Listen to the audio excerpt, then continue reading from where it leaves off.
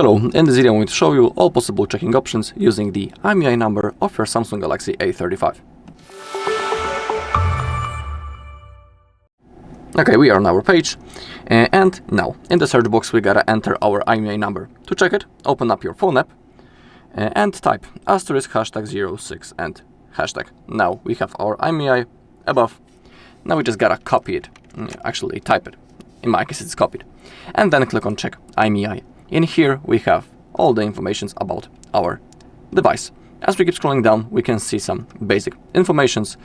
For example, when our phone was released, the operating system, the chipset, SIM card size, display, does it have built-in NFC, the battery, and many more. If you are interested in full device specifications, simply hit the button down below and go to parameters, and in here you'll have a long list of all parameters of the phone. Okay, as we keep going down, we have also the basic checks and the advanced checks.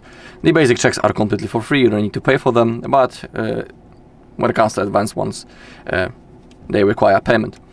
When it comes to the advanced checks, maybe let's begin with them. We have Samsung warranty and carrier, we can perform the blacklist check, we have also the blacklist premium check, Samsung Knox Guard info check, T-Mobile USA status check, Verizon status check, Cricket check, Xfinity check, TrackPhone check, Samsung Unlock, and the API and bulk address. For example, the Verizon costs $2, this action costs $2, and for example the blacklist premium check costs $4. And when it comes to the basic checks, we can check does our device support eSIM. And we have also the random IMEI generator. We can also perform the MAC address check, we also have the MAC address generators, thanks to that we can simply also generate random MAC address. We can add our device to the lost database in the page, and we also have lost device check. Thanks to the last feature, we can check is our device reported in the lost database on the IMEI.info page.